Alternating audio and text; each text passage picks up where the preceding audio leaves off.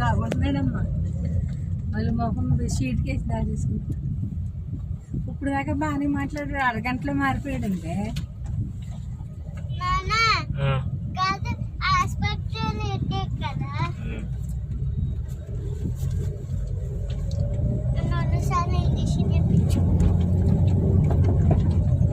దేనికి చేపించుకున్నావమ్మా? దేనికి చేపించుకున్నావు?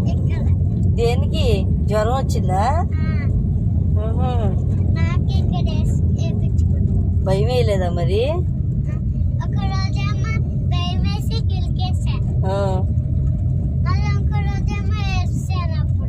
ఏడ్చావా?